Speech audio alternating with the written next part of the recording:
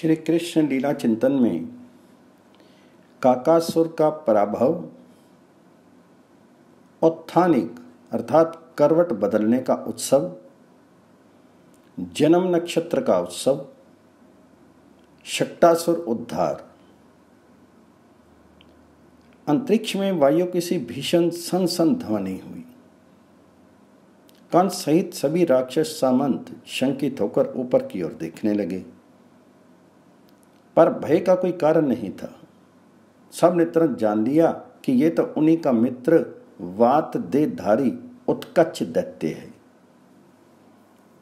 जो काकासुर की बात सुनकर के उपेक्षा की हंसी हंस रहा है।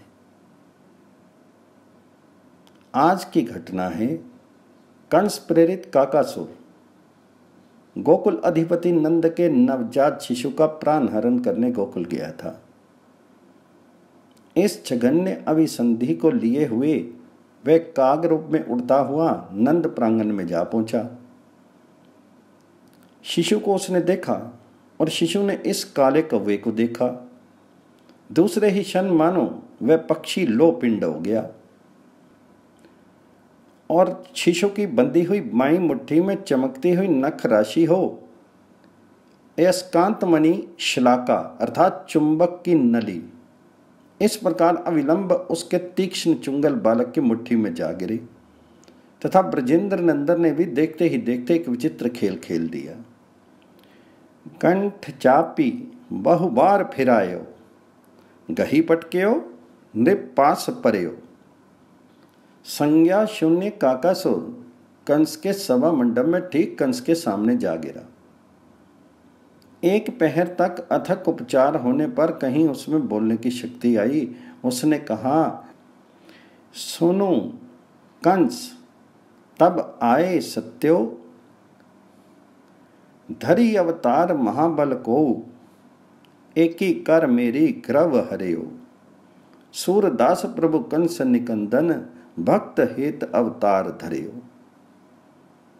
काकासुर के इन शब्दों को सुनकर ही बलमदांत उत्कच हंस रहा था। काकासुर को अत्यंत भीर और निर्बल मान करके कंस पर अपनी शक्ति का प्रदर्शन कर रहा था। ये उत्कच हिरण्याक्ष दैत्र का पुत्र है। चाक्षुष मनवंतर से भी पूर्व की बात है। एक दिन उत्कच मुनिवर लोमश के आश्रम में जा पहुंचा। तपोवन की शोभा इस असुर के लिए साये उठी। अपने प्रकांड स्थूल शीर के घर्षण से उसने आश्रम की अगणित वृक्ष पंक्तियों को चोर विचोर कर डाला। मूक वृक्षों पर ये अत्याचार कोमल हृदय मुनि कब तक देखते रहते। अंतर्यामी की प्रेरणा से बोल उठे, विदेहो भाव दुर्मते, अर्थात नीच तो इस देह से रहित हो जा। वाक्य समाप्त होते ना होते उत्कच की वह स्थूल काया सर्प कंचकों की भांति झड़कर गिर पड़ी। समस्त बल विलुप्त हो गया। अब उसने मुनिवर की महिमा जानी। फिर तो चरण प्रांत में पड़ के वह कृपा की याचना करने लगा। अनुनय विनय करते हुए पुनः देह दान की प्रार्थना करने लगा। त्रिगुणों से पार पहुंचे हुए ऋषि के प्रसन्न होने में देरी क्या थी। वे तो पहले भी प्रसन्न ही थे। शाप दान लीला के अंतराल में तो छिपी थी मनु की अद्भुत अनुकंपा, दैत्य के उद्धार की सुंदर योजना। मुनि ने कहा, जाओ, चाक्षुष मनवंतर में तुम्हें शीर वायु का शीर प्राप्त होगा तथा वह वत्सत मनवंतर में भगवत चरणारविंद का स्पर्श पाकर तुम त्रिगुण पाश से सदा के लिए मुक्त हो जाओगे। काल के प्रवाह में बहते हुए उत्कच को आज इस घटना की स्मृति श्रद्धा नहीं रही, किंतु अनंत महिमा में भगवान जी की लीला शक्ति को सब कुछ स्मरण है। इन्हीं लीला शक्ति के नियंत्रण में अनादिकाल से सब कुछ नियमित रूप से यथा योग्य यथा समय होता आया है एवं अनंत काल तक होता रहेगा। इन्हीं के नियंत्रण में कंस एवं उत्कच की मित्रता हुई थी और इन्हीं के द्वारा आज अब अवतीर्ण हुए स्वयं भगवान ब्रजेंद्र नंदन से मिलाने का उपक्रम भी हो रहा है। अस्तो उत्कच को हंसते देख करके कंस के आतंक भरे मलान मुख पर आशा की एक किरण चमक उठी। समस्त सभासदों को लक्ष्य करते हुए बोला, ब्रज भीतर उपज्यो मेरो रिपु, मैं जानी ये बात, दिन ही दिन वह बढ़त जात है, मोको करे घात। दनुज सुता पोतना पठाई, छिन कहीं माज सहारी, धीची मरोरी दियो का गासुर, मेरे डिंग फटकारी। ऐसो कौन मारे हे ताको, मोही कहे सो आई, बाको मारी अपनपो राखोए, सोर ब्रजही सो जाई। प्रज्वलित अग्नि में मानो घृता होती पड़ गई। कंस के वचन से उत्कच का गर्व प्रदीप्त हो उठा। अन्य राक्षस सेनापतियों के मुख से हुंकार की ब्यार बह चली। अतः गर्व की लपट बिखरते हुए उत्कच अपने स्थान से उठा एवं कंस के सामने हाथ जोड़ के बोला, दो कर जोरी भयो उठी ठाडो, प्रभु आयसु मैं पाऊं, हाम ते जाई तुर तही मारो, कहो तो जीवत ले आऊं। कंस की हर्ष की सीमा नहीं रही। वह आसमान से उठ खड़ा हुआ तथा उत्कच की भूरी भूरी प्रशंसा करते हुए बृजेंद्र नंदन के प्राण हरण का बीड़ा दे करके उसे विदा किया। दैत्य भी उसी क्षण ब्रजपुर की ओर चल पड़ा, किंतु अभी बृजेंद्र नंदन के योगिंद्र मुनिंद्र दुर्लभ चरणार विंद के स्पर्श का योग आने में 7 पहर का विलंब था। अतः चलकर भी असुर पथ भ्रांत हो गया। ब्रजपुर का ब्रजेंद्र ग्रह का संकेत नहीं पा सका। इससे पूर्व इसी ब्रजपुर की सीमा पर बारंबार उड़कर आने वाली पूतना 7 दिन भटक चुकी है। उत्कच को तो केवल 7 पैर ही भटकना है। जो हो, पथ भूला हुआ उत्कच ब्रजपुर का अनुसंधान पाने के उद्देश्य से ब्रज की परिक्रमा कर रहा है एवं ब्रजेंद्र नंदन की लीला शक्ति तद अनुरूप रंगमंच के निर्माण में लगी। शरद हेमंत की संधि का प्रभात हुआ है। मानो निशा सुंदरी ब्रजेंद्र नंदन का दर्शन करने आई थी। 4 पहर दर्शन अमृत का पान करती रही और भी करती, पर अब तो सूर्यदेव यशोदा नंदन को देखने आ रहे थे। इसी से वे लज्जावश अंतरिक्ष में जा छिपी, किंतु अदर्शन के दुख से खिन्न होकर के जाते हुए छाती पीटती जा रही थी। इससे उसके गले का मुक्ता हाथ टूट पड़ा और मुक्ता के दाने सर्वत्र बिखर गए। इस तरह मोती जैसे औंसकण सर्वत्र पड़े चमक रहे हैं। क्रमशः सूर्योदय होता है। ब्रज के वन प्रांतर की ओट से छन छन कर आती हुई किरणों के आलोक से नंद भवन उद्भासित होने लगता है। विकसित कुरंटक एवं कुर्बक पुष्पों का प्राग लेकर मंद समीर प्रवाहित हो रही है। इस समय उल्लास में भरे ब्रजेंद्र तोरण द्वार पर खड़े हैं, ब्राह्मणों को निमंत्रण भेज रहे हैं। आज नंद नंदन का जन्म नक्षत्र है।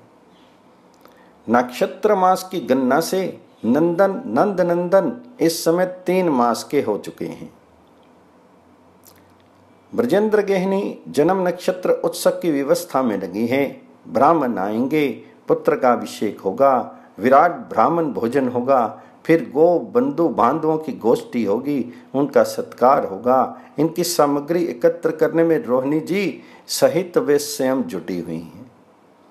पर यह करते हुए भी नंद रानी का मन तो अपने पुत्र के पास है। इसलिए एक वस्तु का निरीक्षण समाप्त होते ही दौड़कर वे पुत्र के पास पहुंच जाती है। पुत्र को देख करके भंडार में चली जाती है। फिर कुछ देर बाद लौट आती है तथा अपने हृदय धन को सुप्रसन्न निहार करके पुनः रोहिणी जी सहायता करने चल पड़ती है। यशोदा नंदन की रक्षा पर इस समय धात्रियां हैं जो उनकी शैया को चारों ओर से घेर के बैठी हैं। शैया पर उतानशायी होकर नंद नंदन किल्क रहे हैं। धात्रीगण गीत गा गाकर झुंझुने बजा बजा कर उन्हें किलका रही है। हठात किलकते हुए नंद नंदन ने अपने आप दाहिने और करवट ले ली। फिर तो कहना ही क्या है। अपने आप सुकुमार नंद कुमार को करवट के बल सोए देख करके धात्रियों के हृदय में आनंद का सागर उमड़ पड़ा। एक ही साथ धात्रियां हर्ष की तुमुल ध्वनि से प्रांगण को निनादित करके नाच उठी। कुछ ब्रजरानी के पास दौड़ी, उन्हें ये परम शुभ संवाद सुनाया। सुनते ही नंद रानी का रोम रोम भी नाच उठा। वे दौड़ी आई, पुत्र को उठाकर हृदय से लगा लिया, उसका मुख चुंबन करके सुख समुद्र में डूब गई, भाव की तरंगों में बह चली। इतने में ये शुभ समाचार सुन के नंद राय भी वहीं आ पहुंचे। उन्हें देखते ही अंतर हृदय में वर्तमान पुत्र मंगल की चिरवर्धनशील लालसा मानो ब्रजरानी के होठों पर आ गई। ब्रजरानी ने इस औत्थानिक अर्थात करवट बदलने के उत्सव पर महान आयोजन करने का मनोरथ प्रकट किया। ब्रजेंद्र भला असम्मत क्यों कर होते। बस ब्रजरानी ने तुरंत ब्रजपुर की समस्त गोपांगनाओं को निमंत्रित करने का आदेश दे डाला। जन्म नक्षत्र का उत्सव महामहोत्सव के रूप में परिणित हो गया। नंदद्वार पर शंख ध्वनि होने लगी। भैरी, वेणु, वीणा, मृदंग बज उठे। मंगल गान करती हुई ब्रजांगनाएं नंद प्रसाद में एकत्र होने लगी। धान्य, दूर्वा, हरिद्रा, चंदन आदि मांगलिक द्रव्य हाथ में लिए गोपों का दल उमड़ पड़ा। वेदज्ञ ब्राह्मण भी आ पहुंचे। ब्रजेंद्र ने उन ब्राह्मणों का चरण प्रक्षालन किया। फिर कांचन पात्रों में प्रचुर अन्न राशि, सुंदर सुंदर वस्त्र, बहुमूल्य रत्नाभूषण, मणिमालाएं एवं प्रत्येक ब्राह्मण की रुचि के अनुरूप अगणित गोदान अर्पण करते हुए उनकी पूजा की। ब्रजेंद्र की पूजा से संतुष्ट ब्राह्मण कलश स्थापन आदि करते हुए यथाविधि देव पूजन हवन में प्रवृत्त हुए। इधर गीत गाती हुई पूर्व महिलाओं से वेष्टित ब्रजरानी अपने पुत्र को स्नान करा रही है। पुत्र के नीम कलेवर को पहले हल्दी तेल से उबटती है, फिर किंचित उष्ण वारी से सर्वांग स्नान कराती है। अपने कोमल आंचल से ही अंग सम्मार्जन करती है। पश्चात गोद में लेकर शिशु के प्रशस्त भाल पर गोरोचन से तिलक लगाती है। तदंतर अपनी अनामिका का अच्छी तरह जल से प्रक्षालन करके पहुँच करके उसी से काजल उठा करके अभी अभी विकसित हुए नील उत्पल जैसे नेत्रों को आंच देती है। आंचते समय यशोदानंदन रोने लगते हैं। जननी उत्फुल्ल नेत्रों से एक बार निहार करके मुख में स्तनाग्र दे देती है। उस समय नंद नंदन के दलित नीलकांत मणि विनिंदित अंगों की शोभा देख देख करके गोपांगनाएं सुख अतिरेक से आत्म विस्मृत सी होने लगती हैं। ब्राह्मण आते हैं, हाथों में कुश पुंज लेकर उसे शांति कुंभ जल से आर्द्र बना बनाकर मंत्रोच्चारण करते हुए यशोदानंदन के अंगों का जल बिंदु से प्रोक्षण करते हैं। प्रोक्षण के समय ही नंद नंदन के नेत्रों में निद्रा का संचार होने लगता है। उनके नेत्र निमीलित हो जाते हैं। वे दोनों हाथों से जननी का स्तन धारण किए हुए दुग्ध वात्सल्य प्रेम पीयूष पान करने लगते हैं। पर कुछ ही क्षणों में हाथ शिथिल एवं अंग अवश हो जाते हैं। माता की गोद में रहते हुए ही नंद कुमार को निद्रा देवी अपनी गोद में ले लेती है।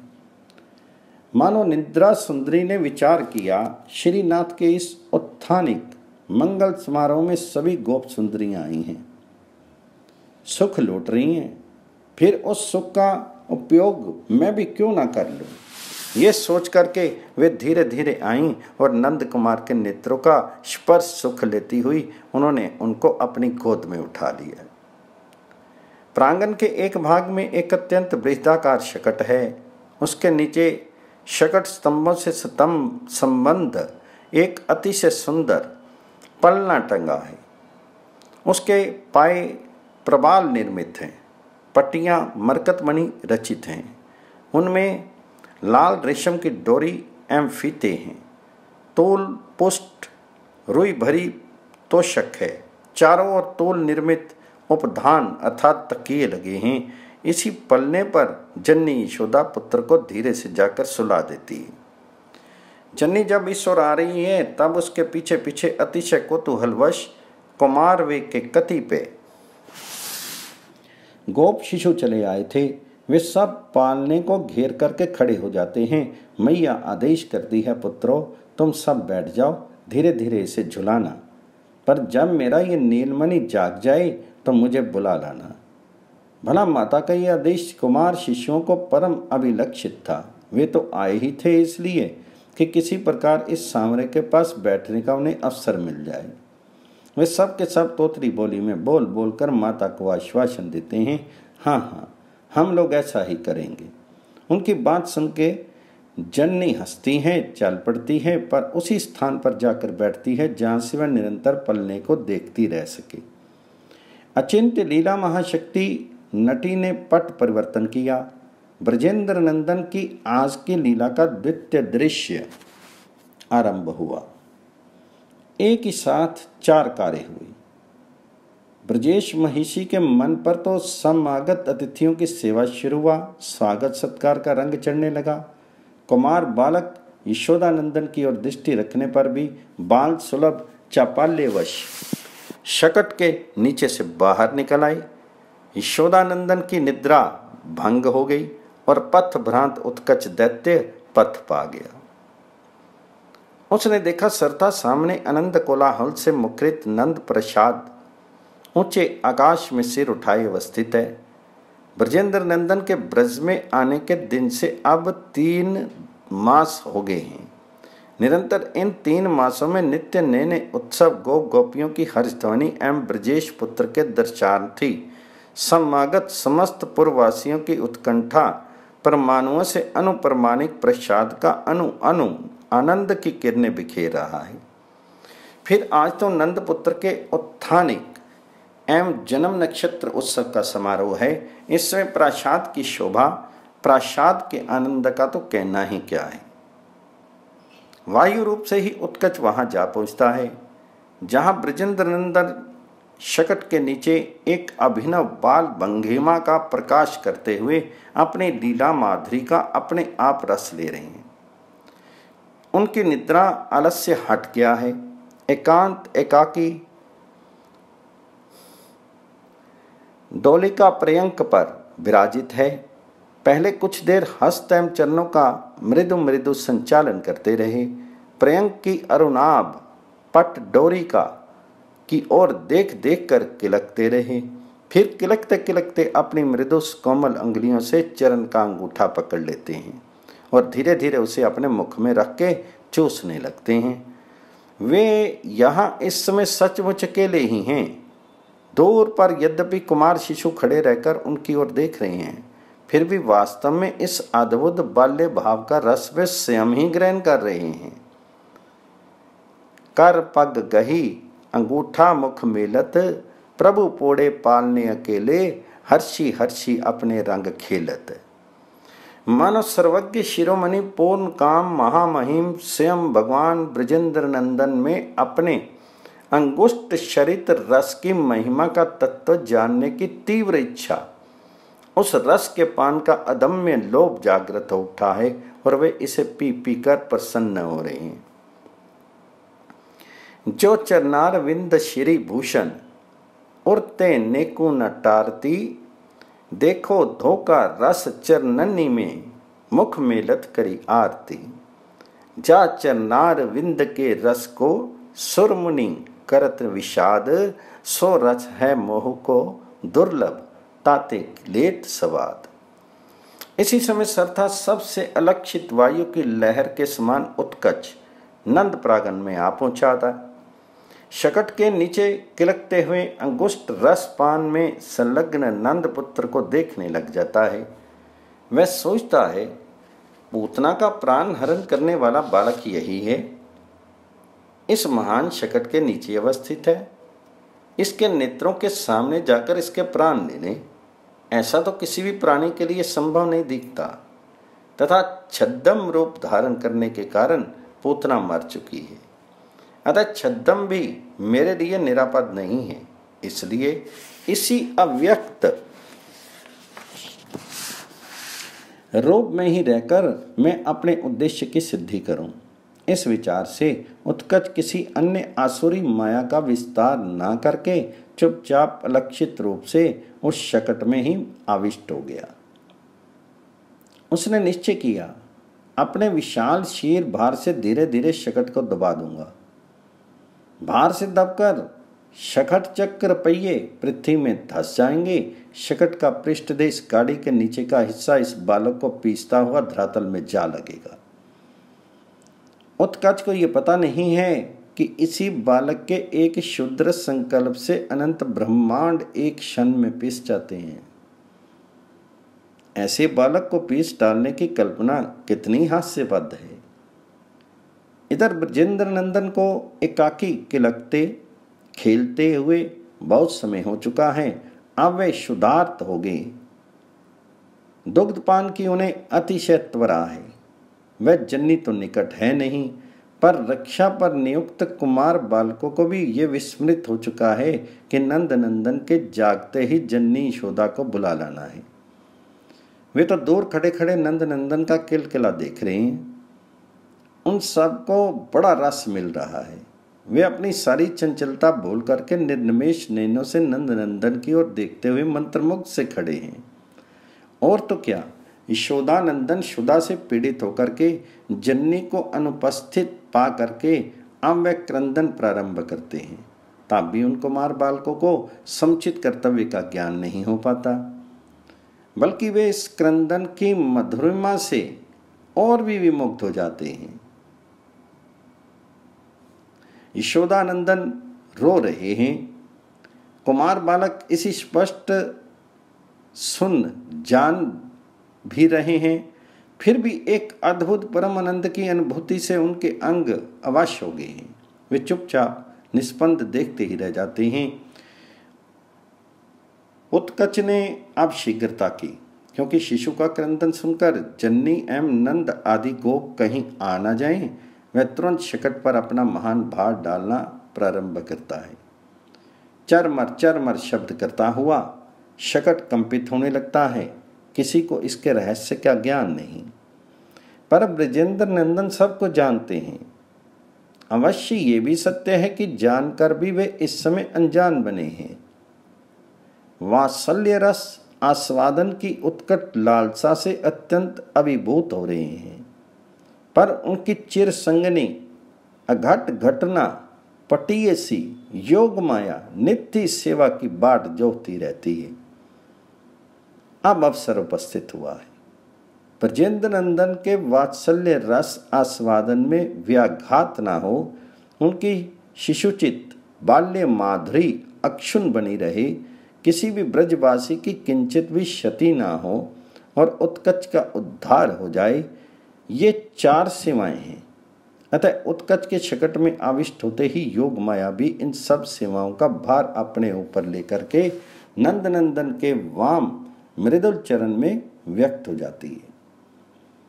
शकट के चरमर चरमर शब्द को सुनकर वे तो हंस रही है, पर वात्सल्य रस पान लोलुप ब्रजेंद्र नंदन जन्नी यशोदा के दुग्ध पान के लिए रो रहे हैं। यशोदा से आतर हुए यशोदानंदन जब क्रंदन करते हुए पैर पटकने लगते हैं, पर इस करण क्रंदन का किसी और से भी कोई उत्तर नहीं मिलता। जन्नी इसे सुन तक नहीं पाती। आगत गोप गोपांगनाओं के स्वागत में उनका मन इतना संलग्न हो गया है, नहीं, किसी अचिंत्य प्रेरणा से संलग्न कर दिया गया है कि वह पुत्र के करुण क्रंदन को सुन सकती ही नहीं। इसलिए मानो स्वयं योग माया ही ब्रजेंद्र नंदन की यह परम आरती देख करके नंद नंदन की व्याकुलता सहने में असमर्थ होकर के माता को सूचना देने के उद्देश्य से और इसी बहाने उत्कच दैत्य का उद्धार करने के लिए नंद नंदन के चरण का शकट से स्पर्श करा देती है। हठात नंद नंदन चरण संचालन करते हुए उसे ऊपर की ओर उठा देते हैं और वह शकट से छू जाता है। इसके उनके वे मृदुल चरण बढ़ नहीं पाए। उनका परिमाण ज्यों का त्यों रहा। कोई भी आश्चर्यजनक अद्भुत परिवर्तन नहीं हुआ।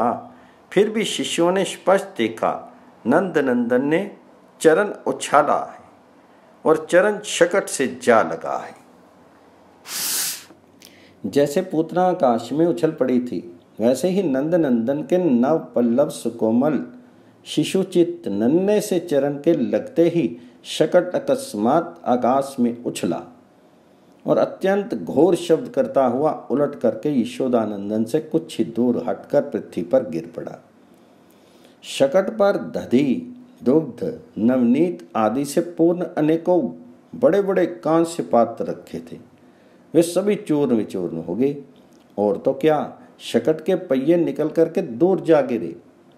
धुरी अलग होकर पड़ गई और जुआ टूटकर खंड खंड हो गया। ब्रजेंद्र एवं उपनंद दौड़ पड़े। उनके पीछे उत्सव में आई हुई गोप मंडली, अरे ये क्या हुआ, ये घोर शब्द कैसा? आई, ये तो शकट उलट गया। अकस्मात ये कैसे? हाय हाय, नंद नंदन उसके नीचे था। नारायण नारायण, त्राही त्राही प्रभु, दया सिंधु करुणा में जगतपते, रक्षा करो रक्षा करो। इस प्रकार आर्तनाद करते हुए दौड़ पड़ी। गोपांगनाएं भी पुनः पूतना जैसी राक्षसी की आशंका से दौड़ो दौड़ो, यशोदानंदन को उठा लो, राक्षसी उंडे ना पावे, ऐसा चित्कार करती हुई जननी जहां पुत्र को सुलागी थी उस पर दौड़ने लगे। सबसे प्रथम ब्रजेंद्र जा पहुंचे, लपक कर पैर पटक पटक कर रोते हुए पुत्र को उठा लिया। वे अतिशय व्याकुल भरी दृष्टि से उसके सारे अंगों को देखने लगे, कहीं चोट तो नहीं आई है, किंतु कहीं कोई भी क्षति चिन्ह नहीं मिला। ब्रजेंद्र गदगद कंठ से नारायण खिल गुरो भगवान नमस्ते कहते हुए पुत्र को हृदय से लगा लेती हैं। साथ ही ब्रजेश्वरी की गोद में पुत्र को दे देने के लिए चारों ओर दृष्टि दौड़ाते हैं, पर ब्रजेश्वरी तो वहाँ है ही नहीं। वे तो दो पग चलकर ही भग्न हृदय सी होकर के घिर पड़ी थी। ब्रजेश्वर को कुछ दूर पर खड़ी अत्यंत उद्विग्ना रोहिणी जी दिखाई पड़ती हैं। श्री रोहिणी जी के नेत्रों से अश्रु का निर्झर झर रहा है। ब्रजेंद्र का मनोभाव श्री रोहिणी जी पर प्रकट हो जाता है। वे दौड़कर ब्रजरानी के पास जाती हैं। उनके मूर्छित प्राय शीर को गोद में लेकर बारंबार उनके कान में कहती हैं, बहन नीलमणि कुशल से है, सरता कुशल है, ये देखो नीलमणि को गोद में लिए ब्रजेंद्र आ रहे हैं। अन्य ब्रजांगनाएं भी तुमल हर्षध्वनि करती हुई ब्रजरानी को आश्वासन देती हैं। इन वाक्यों से नंदरानी में चेतना का संचार हो जाता है। वे नेत्र खोलकर देखती हैं। इसी समय ब्रजेंद्र पुत्र को गोद में लिए आ पहुंचते हैं। जननी पुत्र को देख लेती है, फिर भी उसका हृदय दुख से इतना टूट सा गया है कि शीर में उठने तक की शक्ति नहीं रही है।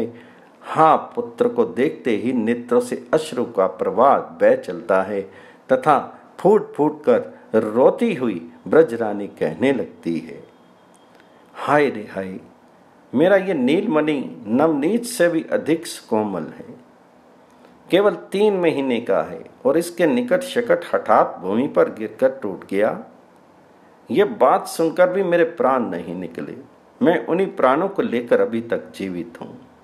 इससे तो यही प्रमाणित होता है कि मैं ब्रज से भी अधिक कठोर हूँ। मैं कहलाने मात्र को माता हूँ। मेरे ऐसे मातृत्व को, मातृवत्सलता को धिक्कार है। ओह, शकट पतन का वह कितना घोर शब्द था। यहाँ जितने थे सबके कान बहरे हो गए। पतन के वेग से पृथ्वी कांप उठी तथा वह सरथा मेरे नीलमणि के समीप गिरा। उसे कितना अधिक भय लगा होगा, वह देखो, स्पष्ट उसका मुख कह रहा है। अभी भी शकट पतन को याद करके वह डर रहा है, पर फिर भी जीवित है। ये कितना आश्चर्य है। निश्चय ही मेरे शिशु पर बार बार जो ऐसी विपत्ति आ रही है, वे मेरे दुर्भाग्य का ही महान फल सामने आ रहा है। इसकी जो कुछ भी रक्षा हो रही है, वह तो ब्रजेश के भाग्य से ही हो रही है। ब्रजरानी का ये दैन्य भाव समस्त उपस्थित गोप गोपियों के नेत्रों में भी अश्रु संचार कर देता है। ब्रजेंद्र तो पहले से ही रो रहे थे। रोते हुए वे पुत्र को नंद रानी की गोद में रख देते हैं। नंद रानी अपने नीलमणि को हृदय से लगा लेती है, मानो यशोदा नंदन की सुधा अपने तात नंदराय का अनंत वात्सल्य पूरित कर स्पर्श पाकर कुछ शांत हो गई। इसलिए नंद नंदन को पिता ने जिस क्षण पल्ले से उठाया उसी समय उनका क्रंदन शिथिल पड़ गया था। अब जननी के हृदय से लगने पर तो वे चुप हो जाते हैं, फिर भी रह रहकर हो उठते हैं। रो रो कर अपने मृदु कर पल्लवों को नचा नचा कर संकेत करते हैं, किंतु जननी को भय है। निश्चय ही पुत्र में किसी ग्रह राक्षस का आवेश हुआ है, इसी से वह रो उठता है। इतना कभी नहीं रोता था। शकट में कोई आवेश तो था नहीं, अन्यथा अपने आप उछलकर उल्टा होकर के वह कैसे गिर जाता। इसलिए जननी तुरंत दुग्ध पान नहीं कराती। अभी 2 घड़ी पूर्व जो ब्राह्मण जन्म नक्षत्र का अभिषेक कर चुके हैं, जो देवयोग से अभी भी नंद भवन में ही हैं, उन्हें ही ब्रज रानी बुलाती है। वे अतिशय शीघ्रता से रक्षोघ्न मंत्रों का पाठ करते हुए सत्य वचन करते हैं, रक्षा बंधन करते हैं। इस तरह गृह शांति हो जाने पर जननी यशोदा पुत्र को दुग्धपान कराने लगती है। पुत्र को प्रसन्नता पूर्वक दुग्धपान करते देख करके जननी का रोम रोम पुनः आनंद से पुलकित हो उठता है। ब्रजेंद्र शकट की ओर चले जाते हैं। इस प्रकार शकट अपने आप उलटकर कैसे जा गिरा, इस पर उपनंद आदि सभी प्रमुख गोपों से मिलकर के विचार करते हैं, किंतु कोई भी युक्ति संगत कारण ढूंढ नहीं पाते। वे कुमार शिशु अभी भी शकट के पास ही इधर उधर घूम रहे थे। उपनंद आदि इन्हें पहले भी शकट के पास खड़े देख चुके हैं। उन्होंने उन बालकों से पूछा। उत्तर में सभी शिशु कुमारों ने नंद नंदन की ओर अंगुली से संकेत कर दिया। एक किंचित व्यसक अतिशय चंचल बालक सामने आया। उत्साह एवं त्वरतावर्ष उसकी वाणी अस्फुट हो गई। फिर भी दाहिने हाथ से अपने वक्षस्थल को बार बार स्पर्श करता हुआ अतिशय उच्च कंठ से वह बोल उठा, मुझसे सुन लो। जब नंद नंदन ने चरण उठाया तब शकट से चरण छू गया। उससे छूते ही शकट उड़ा और उलट गया। इससे बोलने पर भी तो सभी बालक बोल उठे। इस रोते हुए बालक ने पैर से गाड़ी उलट दी है, इसमें कुछ भी संदेह नहीं है। किंतु बालकों की इन बातों पर ब्रजवासी श्रद्धा विश्वास नहीं कर सकी। वे सोचते हैं ये तो श्रद्धा संभव है, इन मृदुल शिशु चरणों की चोट से गाड़ी उलट जाए, ये भी विश्वास करने योग्य बात है। उपनंद की आज्ञा से शकट में चक्र, युगंधर, पहिए, हर्षा आदि पुनः लगा दिए गए। उसे सब तरह से ठीक करके अत्यंत बलिष्ठ गोपों ने खींचकर पुनः पूर्ववत स्थापित कर दिया। अन्य सामग्रियां भी उस पर रख दी गई। इससे निवृत्त होकर ब्रजेंद्र ने अतिशय उल्लास पूर्वक पुनः वेद मंत्रों से परिशुद्ध पवित्र औषधियों से युक्त जल से ब्राह्मणों द्वारा अपने पुत्र का अभिषेक कराया। पुनः शांति सत्यपाठ हुए, हवन हुआ।